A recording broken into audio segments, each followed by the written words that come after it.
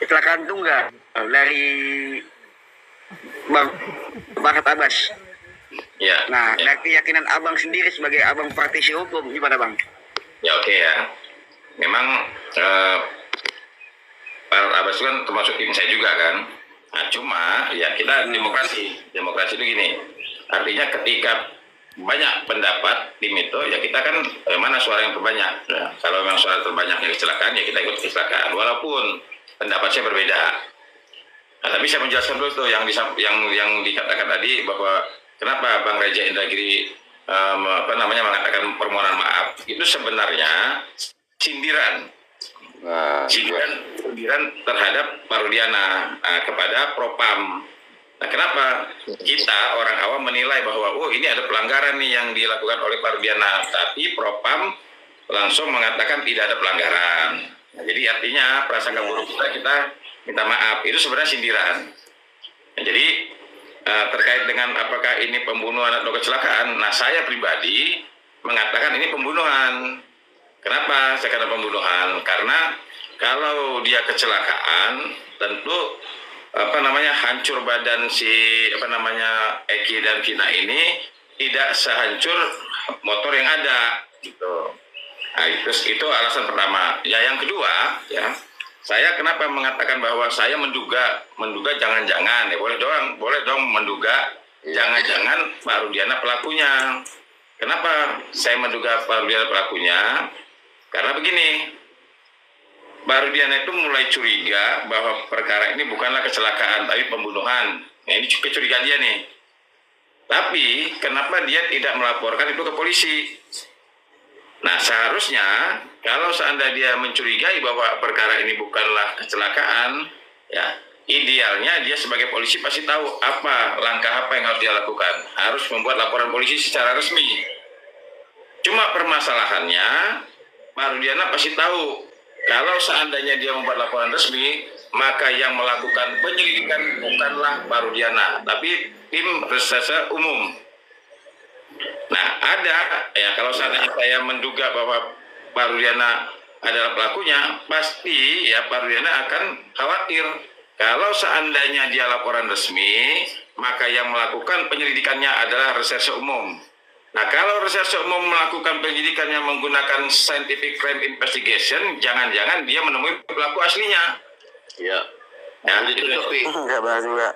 Nah, oke ya di situ. Nah, kemudian, kalau seandainya kalau seandainya saya menduga Pak Rudiana ada pelakunya, pertanyaannya begini. Tanggal 27 itu kejadian meninggal malam ya, anggaplah pagi lah jam 1. 28, 29, 30 Pak Rudiana ada di mana melakukan apa? Nah, kembali lagi, kalau saya menduga bahwa pelakunya Pak Rudiana bisa jadi pelaku ya, ketika dia melakukan kejahatan pasti dia akan membersihkan TKP 28, 29, 30. Nah, kalau seandainya Sambo bang ya membersihkan TKP kayak Sambo ya. Iya dong, pasti pelaku kejahatan pasti akan membersihkan TKP. Nah, kenapa kok tanggal 31 dia bertemu dengan AF? Nah, kalau seandainya AF dan Rudiana ini berteman ya sebelumnya, gini dugaan kita nih. Jangan-jangan justru mereka berdua yang membersihkan. Ini dugaan lagi nih. Dugaan lagi. Nah, bisa jadi. Kenapa? Nah, kalau ceritanya ini ada kejanggalan lagi nih. Dari ceritanya Pak Rudiana melakukan penyelidikan sendiri, itu dia bertemu dengan AF sekitar jam siang lah, jam 1 atau jam 2 lah. Nah, kalau benar-benar nih antara Pak Rudiana bertemu dengan AF pada saat tanggal 31 itu dan di jamnya masih siang, saya rasa tidak mungkin Pak Rudiana kembali lagi ke ke kantornya atau ke rumahnya. Kemudian baru 2 jam kemudian si AF mengabari kembali Pak Rudiana. Nah, saya memposisikan diri saya sebagai Pak Rudiana. Kalau saya sebagai polisi bertemu dengan si AF jam 12, jam 1, saya tidak mungkin kembali lagi ke rumah atau kembali ke kantor. Pasti saya datangi rumah si 8 terpidana. Apalagi kan tidak mungkin 8 terpidananya tidak ada semua. Apakah 1, 2, 3 kan pasti ada. Nah, tapi di situ ternyata si Pardiana katanya kembalilah pergi kemana. Nah 2 jam kemudian AF baru telepon, menyatakan bahwa ada nih orangnya lagi kumpul. Barulah kembali lagi Pardiana ke sana melakukan penangkapan. Nah menurut saya kok janggal nih. Setahu saya pihak kepolisian kalau sudah mendapatkan informasi, ya dia pasti akan mengejar langsung tuh. Apalagi ini di sini posisi anaknya lagi. Nah ditambah lagi nih, yang lebih memperkuat dugaan saya nih, pertanyaannya gini, apa mungkin ketika rumahnya Peggy Setiawan digerebek dan Peggy Setiawannya tidak ada di rumah, tapi orang tuanya mengatakan bahwa Peggy Setiawan ada di Bandung? Yang pertama, kenapa Pak Rudiana dan reserse yang ada di sana tidak mengejar di Bandung, padahal masih wilayah Jawa Barat? Ditambah lagi nih, diperkuat lagi, apa mungkin kalau Pak Rudiana yakin bahwa Peggy Setiawan adalah pelakunya, selama 8 tahun Pak Rudiana tidak pernah datang ke rumah Peggy Setiawan? Ya, Padahal Pak Rudiana adalah polisi, juga ayah korban. Selama 8 tahun, apa mungkin dia tidak mengejar Peggy Setiawan? Ditambah lagi Peggy Setiawan setiap tahun dia ada di rumah. Nah ini kejanggalan ini. Iya, kalau dia serius gitu Bang, itu sudah jadi semacam pembicaraan yang umum lah di muka publik gitu. Semua orang udah tahu sih sebetulnya. izin Bang, Bang Herwan, Ya. karena tadi saya yang mengemukakan kan ya. Kalau yang masalah Pak Reja, 100% Bang, kita sepakat. Tapi ada beberapa kan memang masyarakat yang tidak bisa mencerna itu. Iya. Dan saya agak sedikit kecewanya, mohon maaf abangku sayang, dengan Om Farhad. Ketika dia berstatement, berarti kan dia kurang bisa memahami waktu itu, mungkin lagi ngantuk atau apa. Ada statement yang sadar gak itu yang mengiris hati, kalau masalah jadi bikin sakatata miris gitu kan, dibilang pas saat statement masalah ke Rudiana. Kalau saya sih paham untuk menyindir institusi sebenarnya. Ketika anak buah itu misalnya seorang prajurit, di mata kita salah, tapi sama induknya aja dibilang nggak salah, berarti emang nggak ada masalah kan gitu maksudnya. Saya satirnya ke sana lah gitu. Sepakat 100% saya dengan Bang Herwan. Tapi masalah yang ini agak sedikit ini aja kejanggalan. Saya juga lebih mengarahnya tuh memang bukan kecelakaan murni tunggal, tapi tadi saya sedikit melihat ada komentar ketika persangkaan ini aktor intelektualnya seorang Ibtu R, berarti otomatis korban secara logika bukanlah anaknya. Kalau ada indikasi ya Bang, terbukti bahwa aktor intelektual pelaku ini Ibtu R itu sebiadab apa sih seorang ayah membunuh anaknya, kan gitu Bang ya. Berarti ada 2 kemungkinan lagi, apakah anaknya kah yang pelakunya, seorang ayah untuk melindungi perbuatannya. Jadi balik ke sana kan Bang ya perlebarannya. Nah kalau saya lebih menariknya itu ketika ada novum baru tapi di luar yang kemarin sempat sama diskursus yang pertama ditemukan Mega dan Winda itu, karena ini kan belum pernah terekspos dan mungkin belum pernah tersentuh secara scientific investigation dulu saat 2016. Gawai-gawai mereka juga sebenarnya belum tersentuh. Nah pertanyaan saya, adakah akses untuk tim Abang dan kawan-kawan, kecuali kalau Polri udah jelas aksesnya luas, tapi bisakah akses untuk mumpung ini masih menurut saya sih masih steril, walaupun handphone mereka udah nggak ada, nomor mereka udah nggak ada, tapi kan itu bisa di track Bang, karena digital ini mungkin mudah-mudahan 8 tahun ke belakang atau kalaupun 10 tahun ke belakang, ibaratnya image itu history di digital provider itu masih ada, nggak usah ke inilah, ke sinyalnya juga kan mungkin masih ada, dia di tanggal sekian itu ada di mana. Nah ketika pernyataan Mega dan Widi ini benar tadi kan Bang Reja, kalau pengakuan mungkin itu bisanya 50%, tapi dibuktikan secara empiris.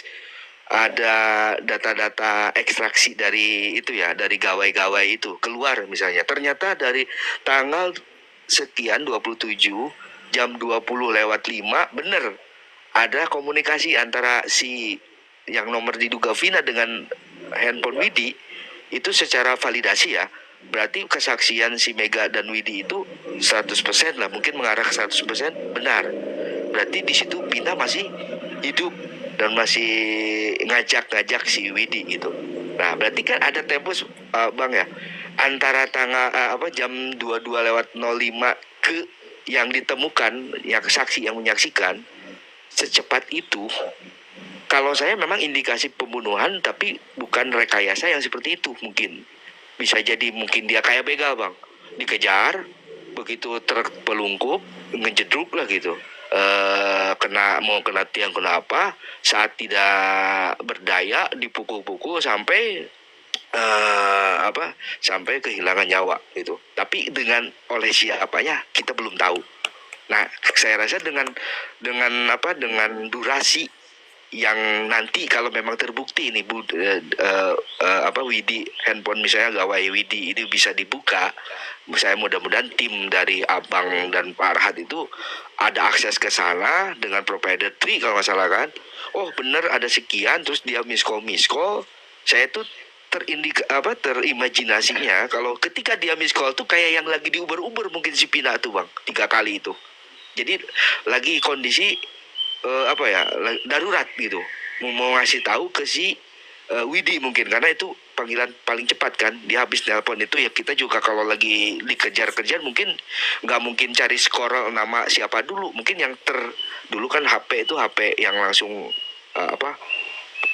tekan hijau panggilan langsung keluar yang panggilan terakhir, yang pertama gitu, yang di atas gitu ibaratnya. Nah mungkin itu kejadian saat itulah kejadian kritisnya Abang kalau menurut saya.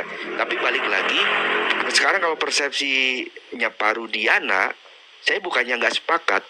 Kenapa tadi ada komentar kalau sesimpel untuk menghilangkan, nggak usah capek-capek rekayasa kayaknya. Kalau misalnya nih, saya nggak membela nggak kemana, cuman secara naluri logika aja. Kalau misalnya Parudiana, kenapa dia nggak langsung setuju aja lah ini kecelakaan, jadi supaya ya udah celaka, nggak ada harus investigasi sana sini, simpel aja, pelaku juga aman tenang gitu. Yang sebenarnya misalnya untuk menghindari itulah. Nah tapi wajar juga ini ada ini juga indikasi. Kalau memangnya Parudiana berarti kan anaknya juga nggak mungkin jadi korban, ataukah anaknya sebagai pelaku yang sengaja untuk ditutup-tutupi. Nah itu Bang, saya masih dan satu keyakinan saya ini bukan kecelakaan tunggal. Karena apa? Berdasarkan ini luka yang ada. Pertama, ini motor bukan moge, motor biasa, sekenceng-kencengnya seperti apa sih gitu. Motor biasa lah. Mungkin dimodif dikit juga, sekenceng-kencengnya itu seperti apa. Ada luka itu kalau secara saintifiknya itu kan, kalau lukanya depan kena, belakang kena, kok sedahsyat itu gitu lukanya itu. Nah itu aja sih yang saya nggak bisa terima bahwa ini kecelakaan. Tapi saya juga bukan berkeyakinan bahwa mereka Sakatata dan kawan-kawan itu sebagai pelakunya, bukan itu Bang. Nah, saya minta ini ya Bang, abang sayang nih Bang. Saya ke dulu deh. Tapi Bang, tadi Abang bilang Mega Widi kan juga yang dihubungi oleh Polsek Talun Bang. Ya, maksud saya dalam penyidikannya Bang, dia kan nggak tersentuh. Kalau yang dihubungi itu karena si Mega Widi itu kan nelpon. Setelah cemas si Pina belum datang ke rumahnya si Widi, jadinya kan terus dia lihat story dulu tuh broadcast mungkinnya di BBM tuh, dia inisiatif untuk nelpon. Ternyata yang angkatnya personil Polsek gitu. Dan itu tidak dilakukan penyidikan lebih dalam, tidak dipanggil, tidak diapa gitu. Nggak kayak yang lainnya lah, nggak kayak AF tapi dalam proses olah TKP dari Polsek Talun sudah bisa digambarkan itu adalah proses kecelakaan. Polsek Talun itu kan sebelumnya belum proses penyidikan, bukan Polres Cirebon Kota, Bang. Harusnya itu masuk Polres Cirebon Kabupaten, wilayah TKP-nya. Kenapa yang saya bingung bisa ditarik langsung ke Cirebon Kota? Polsek yang ngabarin itu dari Polsek ke Widi apa sih? Iya, dari Polsek ke kabupaten itu. Jam 12. Nah, itu kan udah wilayah hukum Polsek Polsek Talun masuk dalam hukum Polres Kabupaten, bukan Cirebon Kota. Itu yang jadi pertanyaan saya. Olah TKP-nya yang sebenarnya terjadi pembunuhan itu di mana? Ya intinya abuse aja, itu abuse. Jadi menegakkan hukumnya versi mereka aja. Iya, seperti itulah. Kalau saya sih untuk ini ya, Bang Rawan ya. Kalau sensitif crime-nya saya yakin 8 tahun sudah hilang. Tapi untuk membuka semuanya benar itu, seperti abang yang tuntut itu, handphone sama CCTV.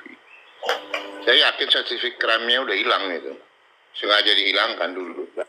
Tapi yang membuat titik terang ini yaitu sekarang tinggal HP dan CCTV. Itu yang bisa menjelaskan semuanya. Saya yakin itu, Bang. Kalau sensitif crime udah nggak ada pastilah. Ya. Iya Bang Herwanto, nanti pas sidang disiarkan live ya Bang, biar kita bisa kawal. Siap. Nah, iya itu seharusnya harus di live, Bang. Biar kami mendukung. Ya, oke. Siap. Biar mendukung semuanya, Bang, Bang. izin Bang Herwanto, saya nanya. Proses waktu olah TKP pertama itu kan Polsek Talun ya Bang ya? Ya. Iya. Nah, berada di wilayah hukum Polres Cirebon Kabupaten. Nah, kenapa bisa ditarik ke Polres Cirebon Kota, Bang, itu, Bang? Udah kali itu Dan tidak kejadian olah TKP-nya berubah-ubah. Kalau itu tidak perlu kita berdebatkan lagi, Bang. Itu sudah jelas itu. Jadi nggak perlu kita berdebatkan lagi. Yang tadi gimana Bang? Saya pengen respon dari abang nih supaya ada pencerahan, Bang. Iya, memang sekarang makanya kan banyak analisa-analisa, tafsiran-tafsiran. Nah, coba kita lihat nih, ada komentarnya Bang Ibong nih. Ini Bang Ibong ini tadi dia datang ke pengadilan, dia sempat diskusi juga dengan saya nih. Dia komentarnya, yang enak sih CCTV 360 jembatan dipublish, maka akan jelas terlihat semuanya, cek Google aja di Camp 360. Nah, saya tadi sudah beberapa hari ini komunikasi, diskusi juga sama Bang Ibong ini.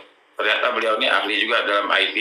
Nah, sekarang makanya yang menambah keyakinan saya agar analisa-analisa kita ini mendapatkan kepastian, itu sebenarnya kuncinya tidak lain dan tidak bukan bahwa begitu dicek sama Kang Ibong itu, CCTV yang ada di jalan raya tempat TKP itu ternyata 360. Nah, 360 itu bisa melihat keseluruhan. Oh iya. Nah, kalau seandainya gugatan kami ini diterima, maka seluruh yang ada di sekitar situ maka akan bisa ditangkap semua. Jadi tidak ada kalimat yang hanya mengarah ke sini, hanya mengarah ke sini, enggak. Saya juga tadi sudah mengecek juga, ternyata benar. CCTV yang ada di jalan raya itu modelnya 360. Jadi dia bulat bisa melihat ke seluruhnya. Jadi Bukan cuma Bang, bisa berarti itu diputar, Bang, CCTV ini yang kan 2016 360 gitu. gimana? 2016 juga berarti CCTV-nya 360. 360 karena di situ yang ditemukan hasil pencarian Kang Ibong itu 2015 sama 2017. 2016 kan hilang dong. Nah, cuma 2015 itu 360, 2017 masih 360, artinya di 2015, 16, 17 tidak ada pergantian CCTV. Nah, tapi sanksinya kan maaf Bang, itu berarti kan memang sudah menjadi bahan dari dulu ya. Ibaratnya saya sanksi itu kayak HP tersangka juga mungkin sudah dimodifikasi atau ya namanya 8 tahun ya. Itu menjaminnya seperti apa ya Bang, bahwa nanti itu yang dikeluarkan memang masih murni gitu, Nah, kalau itu masih utuh apa adanya. Kalau itu, Makanya apa saya namanya? tadi tuh lebih maksudnya saya sih kasih apa bukan kasih, saya nggak mungkin ngajarin orang berenang ya sama abang lah gitu ke paus gitu. Tapi saya tuh lebih tertarik itu bang yang gawainya si Winda sama si Mega, karena pertama dia belum pernah berhubungan dengan penyidikan atau dipanggil pun belum. Jadi ini mungkin menurut saya masih polos, masih netral. Jadi belum tersentuh apapun. Nah, saya berharap dari tim abang ini secara mungkin secara gigi empat lah untuk mengejar data itu. Ya. Ke provider kan dia udah sebutkan tri, jangan sampai nanti itu Hilang. tuh udah keduluan gitu bang. Ya. Itu kan cluenya itu untuk menurut Ya. saya sih bang ya, cluenya itu ketika nanti di tanggal sekian jam 22.05 ternyata HP si Widi terus Mega Widi yang kecil itu memang menerima telepon dari Vina secara sah dan meyakinkan, menurut saya berarti benar Vina tuh masih hidup jam segitu bang gitu. Ya. Karena sesuai itu. Terus ada miss call 3 kali, berarti benar sesuai. Ya. Terus chat BBM-nya masih ada BBM mungkin ke provider BlackBerry, yang nggak tahu tuh. Saya kurang paham untuk arah ke sana ya. Providernya di luar Untuk negeri itu bang. Nggak tahu masih maksudnya untuk ada. melakukan ekstraksi yang dibilang Pak Reja itu untuk mengeluarkan ekstraksi data. Nah kalau ada, wah itu benar-benar mengguncang nih bang. Jadi ke Sakatata dan kawan-kawan udah jelas mungkin ya, ini saksi yang benar-benar saksi yang sangat-sangat mahkota gitu bang. Itu Ya. aja sih bang. Vital, Oke, vital. Ya, makanya kita Rudiana harus dites lie detector bang. Iya, makanya saya kan tadi komunikasi sama Kang Ibong. Pokoknya orang-orang yang berpotensi bisa mengungkap ini, kita sudah berusaha sedikit demi sedikit. Termasuk Mas Roy Suryo juga saya sudah komunikasi, udah WA-WA-an. Ya mudah-mudahan ibaratnya orang-orang yang memiliki keahlian terkait dengan IT ya bisa nanti membantu kita. Tujuannya kan agar kebenarannya terungkap ya. Mudah-mudahan aja kita doakan supaya semuanya bisa terungkap ya. Ngomong-ngomong sudah malam, saya mohon pamit. Aku pamit ya. Ya oke ya. Terima Jangan kasih. lupa semuanya. disiarin. Ya mudah-mudahan Siap abangku, semuanya seniorku, bermanfaat, membawa panutanku. manfaat.